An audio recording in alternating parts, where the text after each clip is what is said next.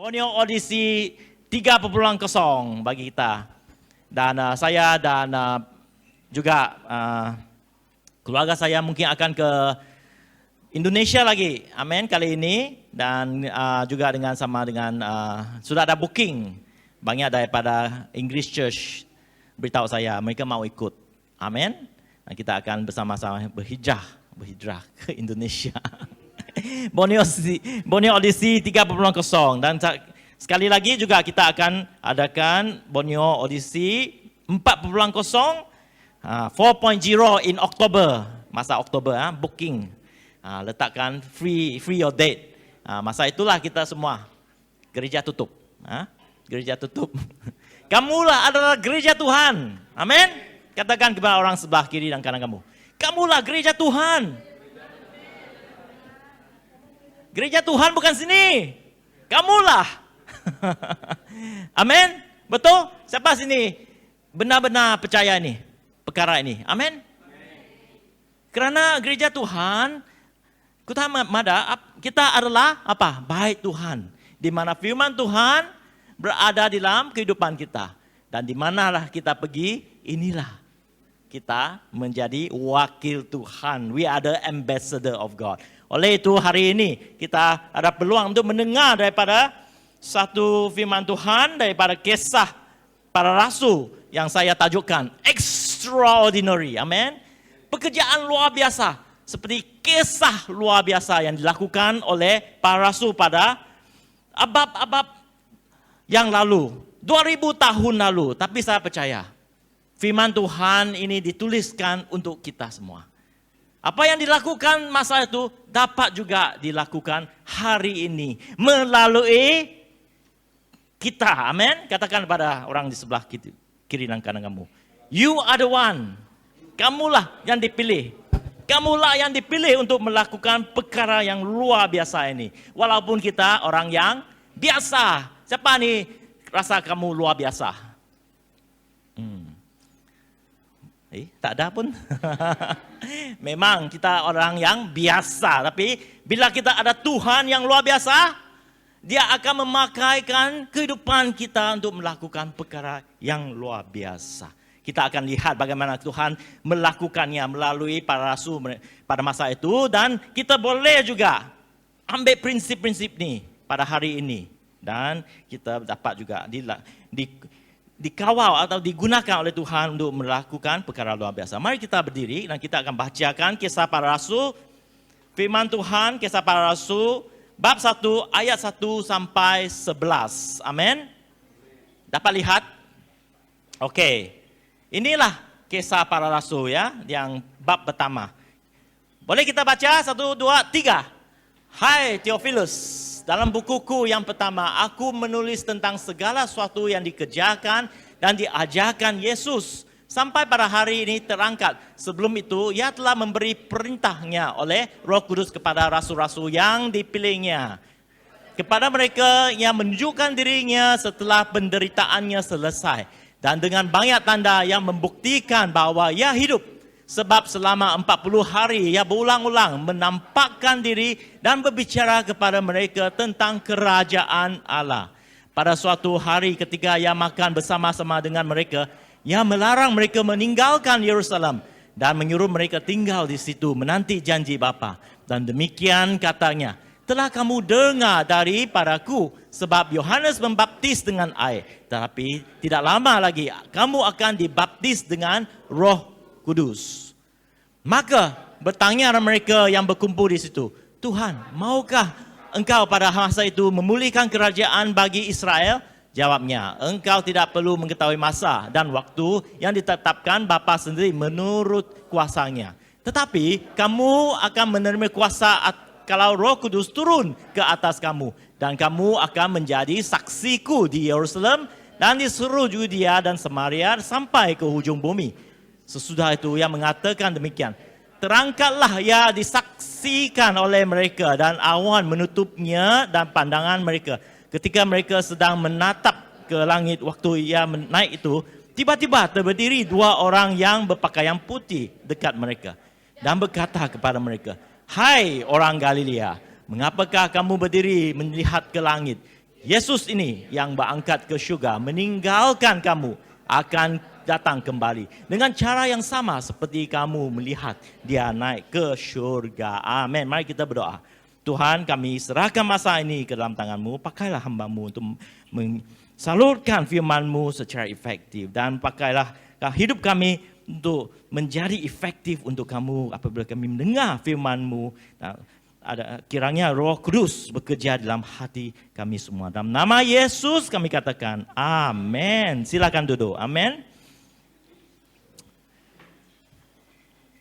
Sebenarnya kalau kita bacakan firman Tuhan hari ini, kita akan tahu bahwa Tuhan telah memanggil rasulnya. Rasulnya adalah orang yang dipakai oleh Tuhan menjadi agen Tuhan di dunia ini. Sampai tertulislah firman Tuhan pada hari ini. Tapi Tuhan tidak menghabiskan masa hanya untuk rasul pada hari ini. Tapi pekerjaan Tuhan tetap diteruskan sampai ke hari ini melalui gereja-gereja di dunia, melalui kehidupan umat jemaat-jemaat Tuhan. Dan hari ini kita ada 3E yang sangat penting untuk kita ingatkan. Kamulah ambassador of God. 1E ya. Kamu tahukah itu bateri 3E itu powerful? Siapa tahu bateri 3E? Itu bateri powerful tu. E yang bernama adalah kamulah adalah ambassador, agent of God. Apabila Tuhan menyelamatkan kamu, apabila kita kenal Tuhan dan kita menerima keselamatan daripada Tuhan, kita mengatakan, sebenarnya kita mengatakan, Tuhan, saya adalah anak kamu. Betul? Warisan Tuhan. Kamu adalah mewakili Tuhan di dunia ini. Kembali kepada perjanjian Tuhan pada permulaan di dalam buku Kejadian. Apa yang buku Tuhan katakan di buku Kejadian? Apabila dia mencipta Adam dan Hawa. Kamulah diperintah, mempunyai perintah untuk menakluki bumi ini, amin. Mewakili Tuhan kerana Adam dan Hawa mempunyai gambaran dan wajah Tuhan. Okey, 1A, ambassador of God. Kedua adalah kamu mempunyai authority Tuhan. Kita nanti akan dengar authority Tuhan. Yesus mengatakan, hari ini juga saya akan memberi kamu kuasa. Kerana kuasa segala dunia syurga telah berada dengan saya. Pergilah. Inilah authority. Kalau seorang policeman tidak memakai baju dia mau tangkap kamu, bolehkah dia tangkapmu? Bolehkah? Bolehkah? Kalau dia 24 jam, dia policeman kan? Kerana authority-nya 24 jam. Walaupun dia tak pakai baju policeman, dia tetap policeman, betul? Dia ada authority dia untuk menjalankan tugas. Ini authority yang diberi oleh Tuhan kepada kita 24 jam. Dan ketiga E adalah ability. Dari mana ability ini datang? Daripada kuasa Tuhan, daripada Roh Kudus yang membuka opportunity dan jalan untuk kita. So ingatkan, hari ini kita mempunyai 3E bateri dalam kehidupan kita. Tapi banyak kali kita terlupa. Adakah kita? Apabila kita menerima Tuhan, kenapa kita masih belum lagi menjadi agent bagi Tuhan? Belum lagi menerima authority daripada Tuhan. Belumlah mempunyai ability daripada Tuhan. Mari kita lihat. Inilah yang kita katakan. Melakukan perbuatan luar biasa. Apabila kita lihat hidup murid-murid Yesus, banyak perubahan yang berlaku selepas dan sebelum mereka menjadi orang yang luar biasa. Sebelum mereka melakukan perkara yang luar biasa, apa yang terjadi? Kehidupan mereka seperti dalam ketakutan. Apabila Yesus mati, semua lari lintang pukang. Betul? Lintang pukang. Betul kan bahasa? Mereka tidak ada kepastian dalam kehidupan mereka. Rabai kami sudah mati. Mana lagi? Visi telah hilang. Kegagalan berlaku. Semua gagal. Kalau ada ujian, terus gagal. Kelemahan mereka berada di dalam kehidupan. Tetapi apabila mereka nampak Yesus kembali lagi, dia bangun dan hidup, kehidupan mereka berubah. Terjadilah sesuatu yang luar biasa di dalam pikiran mereka. Amin. So, poin yang pertama yang saya ingin tunjukkan hari ini adalah kita harus mengalami kebangkitan Yesus di dalam kehidupan kita. Oke, mengalami kebangkitan Yesus. Apa yang dimaksudkan? Di ayat 3 ini yang dikatakan, kepada mereka yang menunjukkan dirinya setelah penderitaannya selesai. Yesus hidup lagi, kan? Dan dengan banyak tanda yang membuktikan, Yesus membuktikan kepada mereka bahwa ia hidup. Sebab selama 40 hari, dia berulang-ulang nampakkan diri dan berbicara kepada mereka tentang kerajaan Tuhan. Yesus menampakkan dirinya ke dalam hidup mereka. Oleh itu mereka sangat yakin bahwa Yesus tidak mati, tapi dia bangkit semula. Hari ini adakah kamu yakin bahwa Yesus bangkit? Adakah? Kalau ada keyakinan ini, karena Yesus bangkit, kita boleh merasainya, kita boleh mengetahuinya. Bukan hanya baca, tapi kita boleh lihat tanda-tanda wujud. Apa yang kita katakan, bukti-bukti bahwa Yesus bangkit dan dia masih bekerja dalam kehidupan kita. Tapi apa yang berlaku, selalu berlaku adalah dalam pikiran kita. Oke, next slide. Di dalam Amsal, ini Amsal 4 ayat 23 yang mengatakan, berhati-hatilah tentang apa yang kamu pikirkan. Berhati-hatilah tentang pikiran kita, kerana pemikiranmu menentukan hidupmu. Inilah satu kebenaran yang kita harus pikirkan. Apa yang kita pikir hari ini akan menentukan hidup kita. Dan semua ini bermula dari mana? Dari dalam pikiran kita. Kalau kita pikir Yesus hidup, saya tahu ada buktinya. Buktinya bahwa satu transformasi berlaku dalam kehidupan saya. Keselamatan telah datang kepada saya. Bermulalah kehidupan kamu akan menjadi kehidupan yang di mana ada kehidupan dalam Yesus. Lihatlah apa yang dikatakan di Yohanes 10. Akulah pintu. Ini Yesus mengatakan kepada kita. Dia adalah pintu. Barang siapa masuk melalui aku, ia akan selamat. Bayangkan inilah pintu. Bolehkah kita masuk kepada Yesus? Maksudnya, Yesus meninggal dalam kehidupan kita, kita akan selamat. Kalau kita mengenal seorang, kalau kita pikir seorang, selalu ia akan menjadi sebahagian daripada kita. Dan dia dikatakan, dia akan selamat dan dia akan masuk dan keluar dan menemukan padang rumput. Ayat 10, ini yang penting juga. Pencuri, siapa pencuri? Iblis. Datang hanya untuk mencuri dan membunuh dan membinasakan. Aku datang supaya mereka mempunyai hidup. Dan mempunyainya dalam segala kelimpahan. Tuhan sebenarnya ingin ubahkan pikiran kita. Tetapi apa yang selalu berlaku kerana adalah pikiran kita dicuri, dibinasakan, dan dibunuh oleh Satan.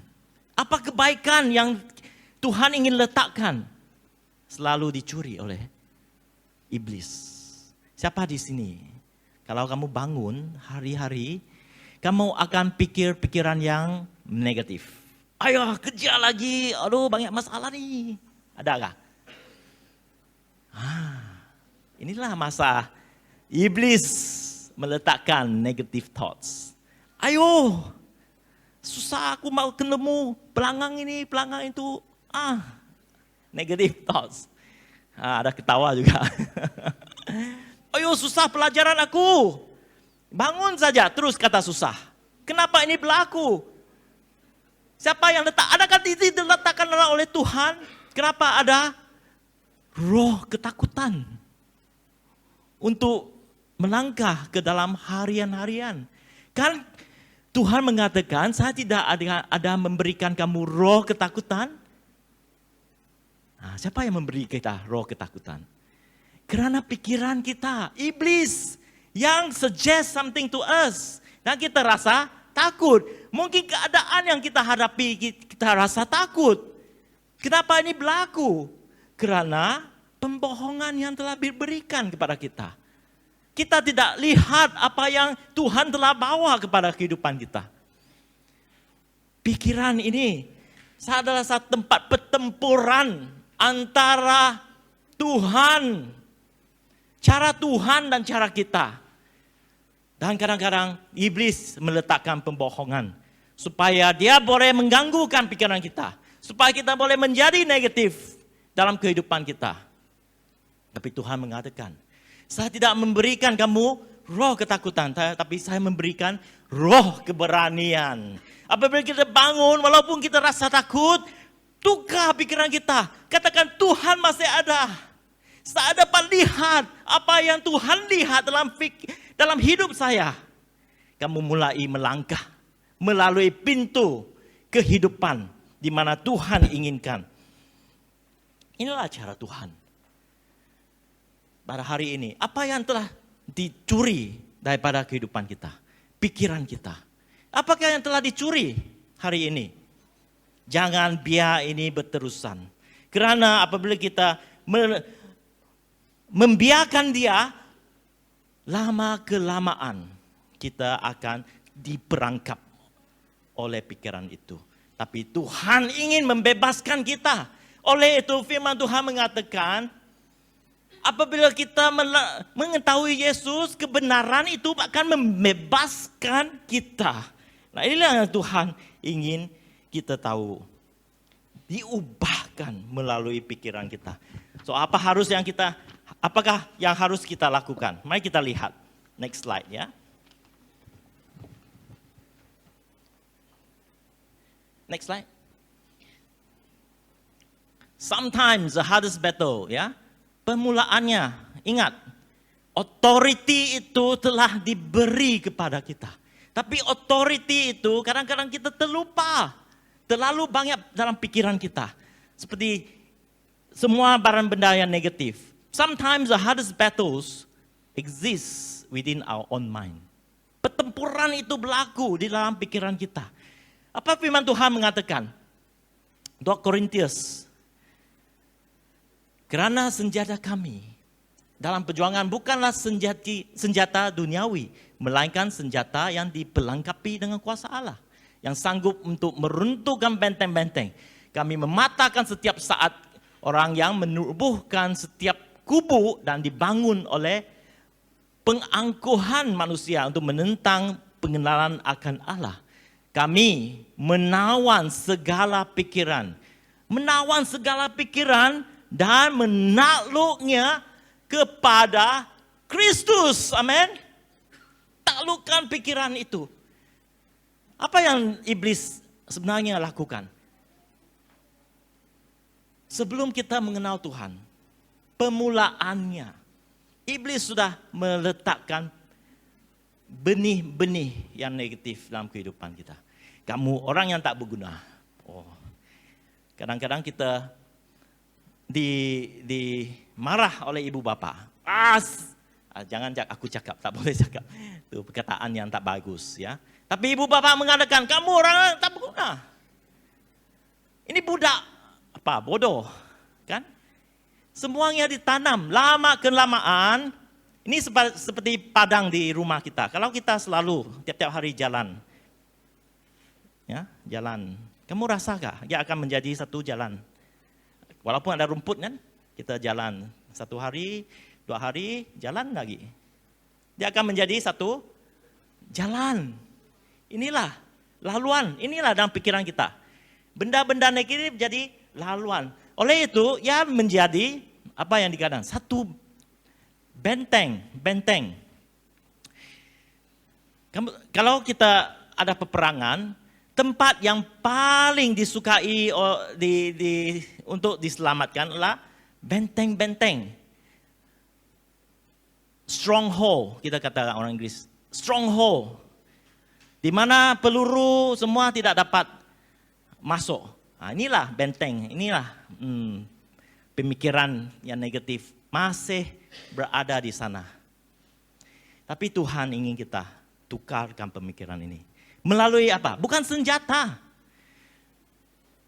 Tapi firman Tuhan. Amin. Firman-Nya menaklukkan pikiran kita kepada Kristus. Kalau kita diperangkapkan dengan pikiran bahwa kita adalah orang yang tak berguna. Tuhan marah. Kamu bukan orang yang tak berguna. Saya adalah rencana yang bagus untuk kamu. Rencana akan memajukan kehidupan kamu. Kamu letakkan kepada Kristus. Kerana Kristus telah menyelamatkan saya. Kalau kamu rasa, saya ni mana boleh, saya tak pernah lakukan. Kamu dapat lakukan dengan kuasa Roh Kudus. Kalau kita berdepan dengan suatu situasi yang susah, Tuhan ada, kita masih ada. Dia adalah Tuhan yang memberi peluang kedua. Ambillah peluang kedua. Inilah yang Tuhan ingin katakan. Taklukkan semua pikiran kepada Kristus. Supaya kerja iblis dipatahkan. Kembali tadi kepada jalan yang saya tadi jalani. Laluan ini. Lama kelamaan kalau kamu tidak laluan ini lagi, apa yang berlaku? Rumput akan tumbuh. Hari ke hari rumput akan tumbuh. Tapi kamu mulai laluan yang baru. Ini laluan yang Tuhan ingin kita jalani. Laluan yang baru, pikiran yang baru. Pikiran lama akan menjadi, lebih lama kita tak pikirkan, dia akan ditutupi lagi oleh rumput. Amin. Pikiran kita haruslah dengan firman Tuhan diperbaharui sentiasa selama-lamanya. Oleh itu, di Roma 12 ayat 2 mengatakan, jangan hidup seperti orang-orang zaman sekarang ini. Melainkan berubahlah berdasarkan pembaharuan pikiranmu. Katakan ke orang sebelah kiri dan kananmu. Pembaharuan pikiranmu. Dapatkah kita ubah pikiran hari ini? Taklukkan oleh Kristus. Lepas itu dia mengatakan, dengan demikian kamu dapat mengetahui dengan pasti manakala kehendak Allah. Dengan pasti, ini kehendak Tuhan sebenarnya. Dalam situasi ada kehendak Tuhan. Apabila saya ubahkan pikiran, kenapa saya berada dalam keadaan ini? Saya ubahkan pikiran. Mungkin ada sesuatu yang Tuhan inginkan. Kamu akan pasti bahwa itu adalah kehendak Tuhan. Apa yang baik, yang berkenan kepadanya. Dan yang sempurna. Ada 3 cara saya ingin tunjukkan kepada kita. Bagaimana kita ubahkan pikiran. Satu adalah bersyukur pada apa yang tidak terjadi di dalam kehidupan Anda. Bersyukur pada apa yang tidak terjadi dalam kehidupan Anda. Ada satu kali, seorang anak perempuan, 16 tahun. Dia datang kepada ibu bapa dia. Dia mengatakan begini, Ibu dan Bapak, saya mau buat satu confession, pengakuan. Kerana selama ini saya selalu, kamu ingat saya pergi ke sekolah, tapi saya pergi keluar. Sampai malam-malam, kamu ingat saya di library, saya pergi disko. Saya kenali seorang lelaki. Handsome dia, tapi dia pun tak bersekolah. dia pun tak kerja. Ada satu malam, saya sama laki itu berpesta sampai terlupa diri. Saya ingin mengatakan hari ini saya telah mengandung. 3 bulan sudah. Dan anak laki itu pun lari diri. Saat mendengar berita itu, ibu bapa kecewa terus. Lepas itu, anak perempuan mengatakan, sebenarnya semua ini bohong. Saya jenaka sama kamu. Sebenarnya saya hanya gagal dalam biologi saya. Kamu rasa lega gak? Ibu bapak itu akan rasa lega. Oh puji Tuhan, ini tidak berlaku. Jangan ikut cara inilah. Saya hanya satu ilustrasi ya. Apa yang terjadi? Pikiran mereka terus negatif. Lepas itu, oh lega. Oh puji Tuhan, tak ada ini semua tak berlaku. Apa yang terjadi? Pikiran kita.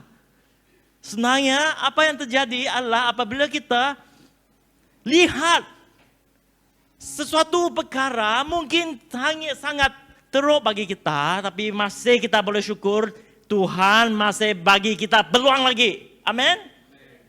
Inilah cara kita. Tuhan ingin kita tukarkan pikiran. Melihat kepada benda yang Tuhan tidak, benda yang buruk yang Tuhan tidak melakukan. Tapi kita masih ada kasih karunia Tuhan. Kedua adalah reframing our mind. Reframe. Kasih frame yang baru dalam pikiran kita. Apa frame yang baru?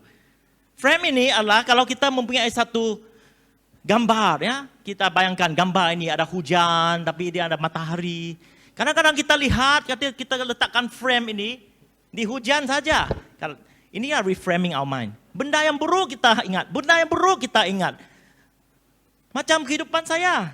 Kalau saya boleh ingat, apa yang terjadi dalam kehidupan saya, benda yang buruk. Tapi aku change the frame. Alihkan benda buruk kepada cahaya matahari. Inilah kebaikan yang Tuhan telah tunjuk dalam kehidupan kita. Adakah siapa sini tak pernah merasai kebaikan Tuhan? Ingatlah perkara begitu. Bahwa Tuhan masih bersama dengan kita. Reframing our mind. Dan pada masa itu kita akan bersyukur pada Tuhan. Oh Tuhan, kami syukur pada Engkau. Walaupun ini terjadi, tapi Engkau tetap bersama dengan saya. Dan ketiga adalah pick and choose apa yang bagus. Sama juga reframing your mind. Pick and choose. Kamu tahu bezanya ya. Burung apa tuh? Burung apa yang makan bangkai itu? Gagak. Bukan yang besar tuh macam yang tunggu kalau orang mati dia akan tunggu sana. Herring. Itulah yang makan bangkai macam botak. Saya tak ada gambar tunjuk. Muka dia botak. Yang tunggu makan bangkai. Atau kamu ini burung hummingbird. Kamu tahu hummingbird? Kecil cute kan? Cari madu saja. Dia makan madu. Kamu boleh jadi burung ini apa tadi? Herring atau burung hummingbird. Pilihan kamu sendiri. Ya. Kamu boleh lihat apa yang manis saja. Apa yang bagus saja. Dalam perkara itu. Atau bangkai semua. Macamlah kita kan ada news yang tidak bagus hari ini. Kan? Ada stocking sudah. Kasut ada. Apa lagi ada? Ada hotel macam all in. Mau itu all in. ALLIN. All in. Dia mau bertarung sudah. Kan? Perkara itu berlaku. Pikiran Tuhan mau kita melihat kerajaan Tuhan melalui pikiran kita. Ada seorang yang diceritakan di 1 Samuel ayat bab 1 tentang Hana. Hana merupakan seorang istri kepada Elkanah. Dan sebenarnya Elkanah mempunyai 2 orang istri. Pinaya dengan Hana. Tapi apa yang berlaku? Pinaya mempunyai 2 anak. Dan Hana tidak mengandung selama beberapa tahun, selalu dikacau oleh Pinaya. Pinaya mengatakan, tengok Hana ni tidak mengandung. Sampai Hana tak boleh tahan. Satu kali dia meluahkan perasaan kepada Elkanah, suaminya. Suami katakan, lepas dia meluahkan perasaan, suami katakan, jangan kamu rasa kecewa. Kamu kan ada saya. Makin kecewa lagi dia. Tak ada anak, kamu makin buat aku kecewa. Saudara-saudari, apa yang berlaku? Satu hari, Hana pergi ke tempat sembah Tuhan, baik-baik Tuhan, ya. Di sanalah dia mengeluhkan perasaan dia sampai Eli adalah priest, imam hari itu. Eli terdengar, dia ingat Hana itu mabuk. Saudara-saudari, kita harus mengeluarkan perasaan kita dalam situasi apa yang kita rasa tertekan. Keluarkan perasaan kepada Tuhan. Inilah yang Tuhan inginkan. Be honest with God. Tell Him apa yang kamu lalui. Suka duka, luahkan kepada Tuhan. Lepas tu, Eli mendengar. Iman tu mendengar. Lepas tu Iman menanya kepada Hana. Hana, apa terjadi? Hana mengatakan, saya ingin seorang anak, tapi sampai sekarang belum lagi ada anak. Adakah Tuhan mendengar? Tuhan mendengar. Tuhan mendengar. Tapi apa yang terjadi? Lepas dia mengeluhkan segala kepada Tuhan, dia mempunyai keamanan. Dia belum lagi mendengar kepada Tuhan, tapi dia ada kedamaian dalam hati dia. Dan di ayat 19, dia mengatakan, Hana pergi menyembah, memberi korbanan kepada Tuhan. Dan lepas tu, dia membuat satu perjanjian. Kalau saya ada anak, saya akan serahkan anak itu kepada baik Tuhan. Dan terjadilah mujizat Tuhan. Anak itu adalah Samuel yang menuliskan buku Samuel. Nabi Samuel. Inilah yang terjadi, saudara-saudari. Datang kepada Tuhan dengan segala yang kita rasa tertekan di dunia ini. Serahkan kepada Tuhan. Dan terimalah kedamaian Tuhan, kepastian Tuhan bahwa Tuhan tidak akan memberi kamu apa yang tidak baik dalam kehidupan. Reframing. You have to interpret atau menterjemahkan situasi yang kita ada ke dalam kebaikan Tuhan. Amin. Menterjemahkan semua situasi menjadi kebaikan Tuhan. Dan apabila kita lakukan itu, kedamaian kita, kedamaian Tuhan akan datang ke dalam kehidupan. Dan apa yang baik, kamu akan mengetahui dengan pasti manakah kehendak Tuhan. Apa yang baik, yang berkenan kepadanya. Ingat, Tuhan Yesus telah memberi kita otoriti di dunia ini. Otoriti yang pertama yang harus kita lakukan adalah apa tu yang kita katakan? Menaklukikan pikiran kita, menakluki pikiran kita kepada Kristus. Amin. Oleh itu, Rasul Tuhan pada hari tersebut, apabila mereka ketemu bukti-bukti bahawa Yesus bangkit dan mereka mendengar tentang kerajaan Tuhan, mereka telah diubahkan dalam pikiran mereka tentang apa yang Tuhan inginkan kepada mereka. Amin. Seterusnya, poin yang kedua adalah mengalami kuasa Roh Kudus. Apabila kita menakluki pikiran itu, yang kedua, yang penting adalah kita harus menerima kuasa Roh Kudus. Ability. Yang ketiga, ability.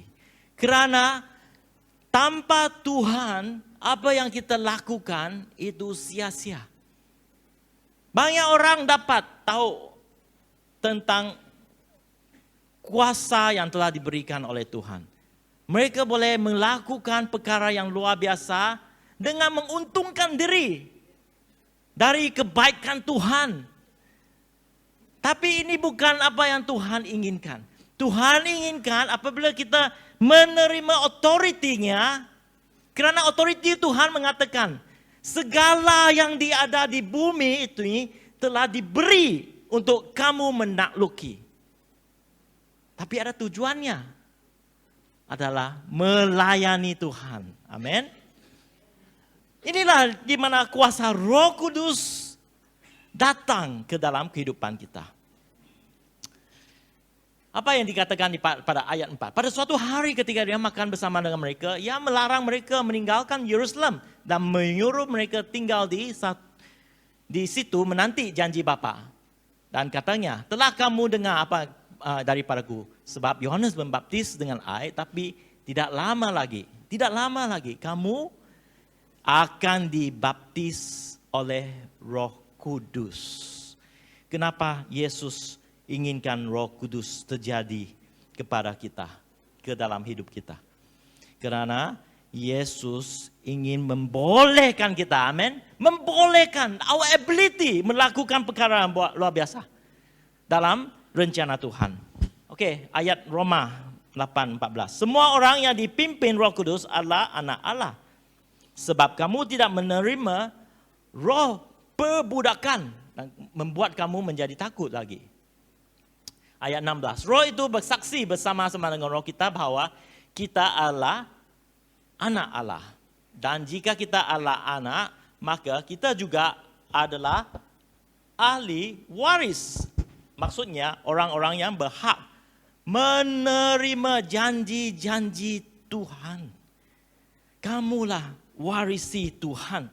Inilah yang disaksikan melalui Roh Kudus ke dalam kehidupan kita. Oleh itu, apabila kita menerima Roh Kudus, kita tahu bahwa rencana waris Tuhan adalah untuk apa dalam kehidupan kita. Hari ini, saya ingin kita melihat tentang misi Tuhan di dunia ini. Misi Tuhan di gereja ini. Seperti yang saya katakan, kamulah adalah gereja Tuhan. Bawalah gereja Tuhan kemana-mana kamu pergi. Inilah misi kita hari ini. Amin. Next slide. Apa yang berlaku pada hari itu? Mereka taati Tuhan. Mereka menunggu Tuhan supaya Roh Kudus menjamah ke dalam kehidupan mereka. Dan mereka pergi dari Yerusalem, Judea, Samaria, dan seluruh dunia. Inilah kehidupan kita sebagai seorang jemaat Tuhan. Kuasa Tuhan diberikan bukan untuk kita enjoy di dunia ini. Tapi itu kuasa Tuhan diberikan adalah untuk kita melayani Tuhan di dunia ini. Dan apabila kita melayani Tuhan di dunia ini, kita akan melihat bagaimana Tuhan membuka jalan yang bagus dan sempurna dan membuktikan Tuhan ini hidup. Amin. Mari kita lihat apa yang dapat kita lakukan. Peluang yang ada. Baru-baru ini saya balik kembali ke KK ya. Inilah peluang saya bersama dengan ibu saya dan ayah saya. Kali ini, kamu tahulah ceritanya, bapak saya terseliuk, jatuh dari di tandas karena oksigen dia tak cukup, patah tulangnya, masuk ke ICU selama 3 hari di dalam special ward. Tapi syukur Tuhan, hairline crack saja. Tapi masa itulah saya rasa perlulah balik ke KK untuk melihat mereka. Masa itu juga ada peluang untuk berdoa. Tapi kali ini saya lebih luang masa dengan ibu saya. Dia memberitahu saya.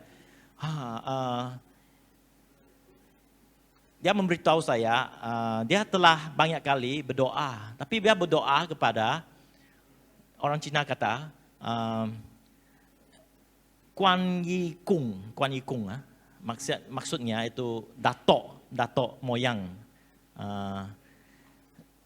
Kalau kamu tahu lah, datuk. Saya terperanjat.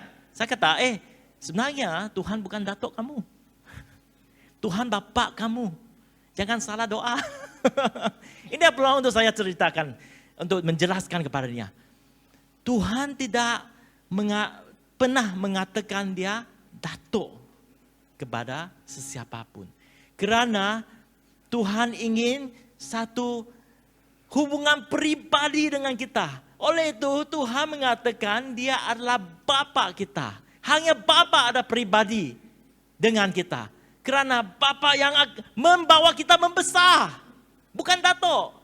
Datuk tu hanya kita ada masa luang, kita datang kasih datuk lah. Ya, yang spoil kita kan. Spoil kita. Oleh itu dia baru faham. Dia, benar kamu katakan. Ya, peluang untuk saya memberi kebenaran kepada keluarga saya. Puji Tuhan, amin. Apalagi peluang yang kita dapat lakukan. Ya, next slide. Peluang misi. Baru-baru ini kami balik ke Kampung Linsum, ya. Bukan saya balik lah. Ini Brother Serit balik. Ini lah peluang kita melakukan misi. Daripada misi ini, 7 budak diselamatkan. Amin, haleluya. Apa lagi terjadi? Ketagihan dilepaskan. Amin. 5 orang, 4 daripada si perokok dan 1 lagi ketagihan rokok dan minum. Dilepaskan. Lepas kami doa, mereka datang sendiri ke depan untuk didoa. Lepas tu mereka kata, saya ingin buat satu simbol atas pelepasan ini. Dia bawa rokok keluar dengan lighter dia. Keluar semua. 4 rokok. 4 beg rokok. Kami bakar. Doa bakar. Lepaskan. Amin. Ini terjadi. Pernah dengar kah di Rumah Panjang kah? Ini terjadi. Belum lagi kan? Kerana kamu belum lagi menjadi gereja di sana. Bawalah kuasa Tuhan ke sana. Amin. Apa yang terjadi lagi? Budak yang sakit. Budak tu agak kesian lah. Dia memang ada penyakit apa tu? OKU. Sampai tak gerak. Hanya palanya gerak. Tapi makanan pun harus kasih tube. Ya. Kami doa. Lepas tu keesokan hari, ibu kata, syukur pada Tuhan. Malam itu dia dapat tidur. Lenyak. Ngenyak. Sorry ya bahasa aku. Teruk. Ngenyak. Puji Tuhan. Kuasa Tuhan datang dan menjamah ke dalam kehidupan mereka. Amen. Seorang akik itu dah ada stroke, tak boleh berdiri. Tapi hari itu kami doa sampai dia berdiri. Sampai dia dapat duduk. Dan kita cabar dia, berdiri. Dia berdiri. Semangat dia. Dia jalan. Stroke. Tapi kita tahu mujizat Tuhan akan berlaku. Semangat dia terjadi pada saat itu. Amin. Puji Tuhan. Thank you Brother Serit membawa kami ke Rumah Panjangnya. Inilah yang kita katakan. Kisah luar biasa yang kita boleh lakukan. Next slide. Apa lagi? Peluang apa lagi? Peluang untuk kita. Ini saya tunjuk tanpa permisi daripada Brother Serit. Inilah peluang kita melalui sosial media. Kita terima, kadang-kadang kita terima ada orang yang minta doa. Ini kamu boleh tanya bagaimana Brother Serit boleh lakukan ini. Inilah terjadi. Seorang perempuan kan, dia ada kanser. First slide ni, ada kanser. Ada kan tumpuhan tu. Lepas doa, melalui telefon. Stranger kah? Tak kenal Brother Serit kan? Tak kenal. Tapi dia melihat Facebook. Dia minta didoa. Lepas tu Brother Serit melalui telefonnya. Video call bersama dengan mereka berdoa. Lepas tu the next day scan, puji Tuhan, kanser hilang. Kesaksian luar biasa, kisah luar biasa. Amin. Kita boleh lakukan ni, peluang untuk kita. Kenapa ini terjadi? Kerana Roh Kudus memimpin kita kemana kita pergi, Roh Kudus menunjuk. Ini peluang. Ini peluang. Ambillah peluang ini. Berdoalah. Kejadian terjadi. Amin. Next slide. Mana peluang lagi? Di sekolah kita. Peluang. Kalau kamu study di Unimas, kamu ada peluang untuk international student yang mereka mungkin bukan dari negara kita. Tanyalah Tuhan, siapa yang boleh saya jamakan? Peluang untuk kita membawa mereka kepada Kristus. Apalagi peluang? Peluang untuk kita imigran yang ada mungkin di Kuching, ya. Orang yang bekerja di sini sebagai imigran. Orang Cina, from China, orang dari Bangladesh mungkin akan datang. Belum lagi kita lihat. Adakah, sudahkah Bangladesh? Kehidupan yang kamu sentuh, satu hari akan membina gereja di tempat mereka. Inilah misi untuk kita. Ini kesaksian dari Hope KL. Hope Nepal sekarang berkembang biak. Kerana mereka bersungguh-sungguh melayani security guard, pekerja-pekerja yang datang ke KL. Orang Nepalis. Ya, mereka pandai jadi security guard. Honest, sangat honest. Tapi mereka menjangkau mereka. Dan hari ini ada gereja di Nepal sana. Puji Tuhan. Mana lagi? Peluang untuk kita. Adakah? Kadang-kadang kita katakan, I'm impossible Tuhan. Mustahil. Gunung yang tidak akan bukit yang paling susah. Tak mungkin orang naik adalah bukit apa? Bukan bukit Everest, sudah orang conquer. Bukit K2 ada orang conquer. Kota Kinabalu, Mount KK sudah ada. Apa bukit yang paling susah? Bukit Mustahil, itu paling susah. Impossible. Kita kata, mana boleh, Tuhan mana boleh pakai saya. It's impossible, siapa saya? Siapa kamu? Siapa saya? Tapi, when Tuhan Allah, I am who I am, Tuhan jadi semua possible. I am will make it possible. Bukan kita. Jangan salah paham. Bukan saya. Tapi I am. Tuhan saya akan melakukannya. Melalui kehidupan saya. Boleh kita beri tepukan pada Tuhan. Amin. Surrender to Him. Empower to the Holy Spirit. Submit pikiran kita kepada Tuhan. Semua yang bukan cara Tuhan, jangan pikirkan lagi. Tukarlah pikiran kita. Mari kita berdiri. Dan mintalah Roh Kudus bersama dengan kita. Dibaptiskan dengan kuasa Roh Kudus. Inilah yang Tuhan ingin kita lakukan. Supaya hari ini kisah kehidupan kita bukan satu kisah yang biasa saja. Tapi satu kisah yang luar biasa. Boleh katakan kepada orang di sebelah kiri dan kanan kamu. Kisah kamu adalah kisah yang luar biasa.